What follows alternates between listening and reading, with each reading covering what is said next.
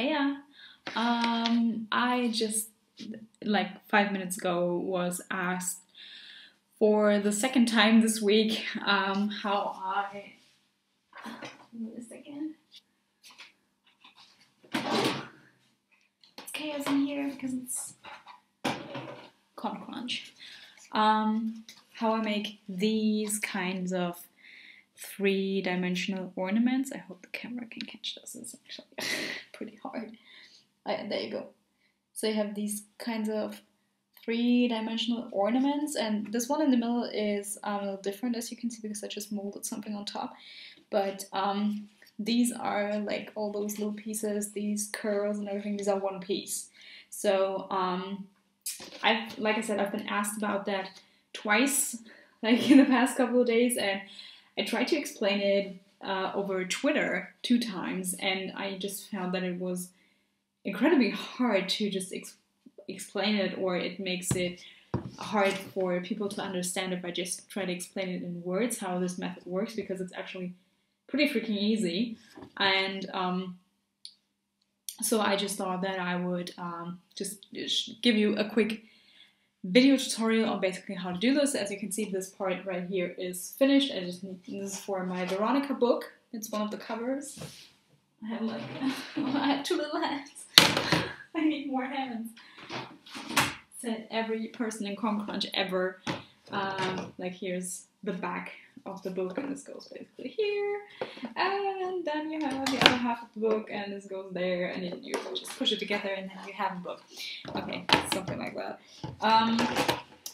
Yeah, but I'm going to quickly show you how these types of ornaments are working. It's a method that I've been working for quite a while with, and like I said, it's pretty easy.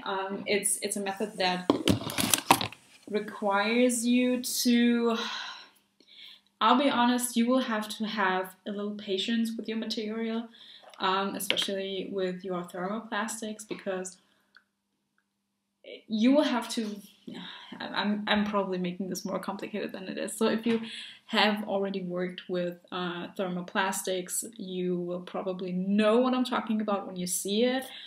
It's just that the material will have to have the right range of temperature and the right kind of handling. So you cannot just go in this and do it like this. It won't work. You have to apply the right amount of pressure, and like I said, this sounds totally more complicated than it is, so I will just get straight to the video explanation now. Okay, so real quick, all you need is some crafting foam, and you can use whatever thickness you may want or need. This one is like a medium thick piece, and you're just going to cut out the ornament that you want to have. Like for simplicity, I'm just going to be cutting like a moon shape, like a banana shape. So you're just going to cut that out.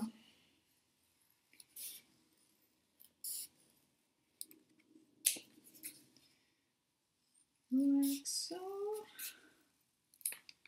Okay, so this is going to be our ornament.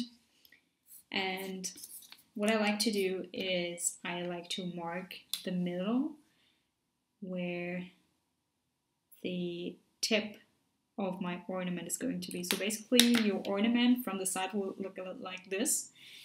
And what you're going to do is you're going to cut a stripe of crafting foam, like so. And this is going to go on like this.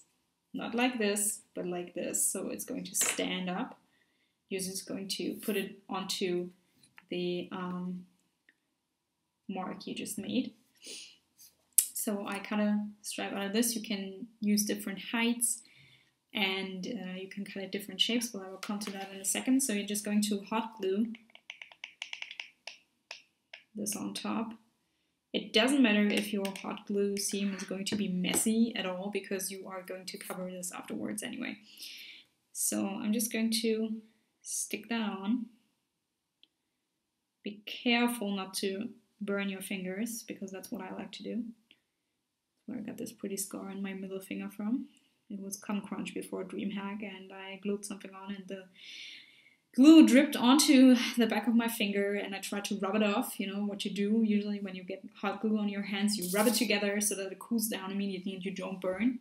But in this particular case, I rubbed the skin off at the same time. So yeah, be careful with your hot glue, kids. So just going to cut off the extra length. We don't need this anymore. Bye-bye. Bye-bye. So you're just going to have something that looks like this. I hope you can see this. It's just like glued on in the middle. So what you're going to do is you're going to cut the ends at an angle, like so. I'm just going to cut it like this, so hopefully you can see. I'm just going to cut it like this, so that it looks like this ornament has like a natural rise in it, and the same on the other half as well.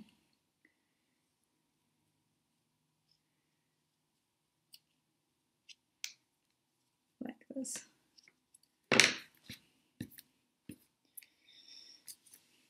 So now, grab our baking sheet, like this, like so, and then you're going to cover this. I think it's better to see if you can put it like this. Just going to grab like a piece of, this is Wobbler's Finest art. You can use the black art, you can use any kind that you like. And I'm just going to like cut it so that this has like 1 centimeter to 1.5 centimeter extra space around it, so just to make sure that there is enough extra material to cover this. So just going to like that.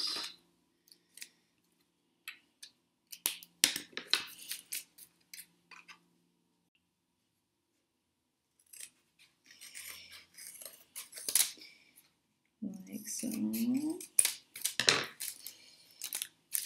So it looks like this.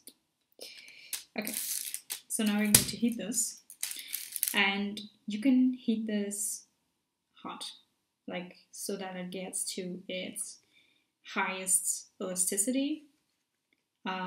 It's a different point of temperature for each kind of the Wobbler's family, so you will have to work with that. For the black art, it's a little bit lower than with the finest art. I'm not quite sure. I think transparent art is higher, and yeah, just you will just have to make do with what you have. So here's my hot air gun. Just going to need a little more space there.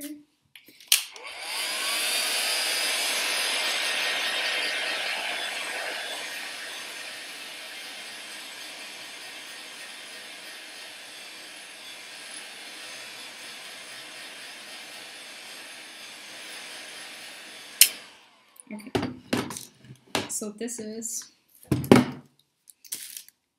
elastic now. So you're just going to drape this over gently. Don't push it down yet, just drape it over, like so. And you're just going to press onto your glued on piece, your glued on strip. And usually you cover it from both sides so that this one sticks to the bottom one. And what you're going to do is you're just going to very gently like start draping this over so that it drapes over that middle part like a tent, like I said, like this. This is the shape you're aiming for. So it goes like this. And once you're okay with the shape, and like I said, usually you would cover it from both sides, so you would have to have something to stick this on. You're just going to gently work your ornament into existence, so to say, and then cut off the excess on the sides.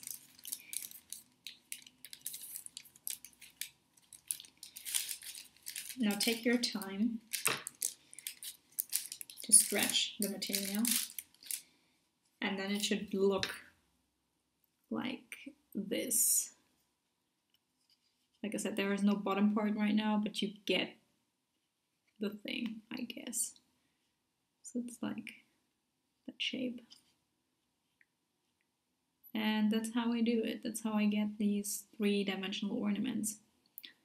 You can also do this for like rectangle shapes and like crystal shapes and whatever shape you have. Just all you need to do is figure out how the geometrical base to this would look like, pretty much like a 3D model. And then you just drape your material over it. Then that's it. Good luck.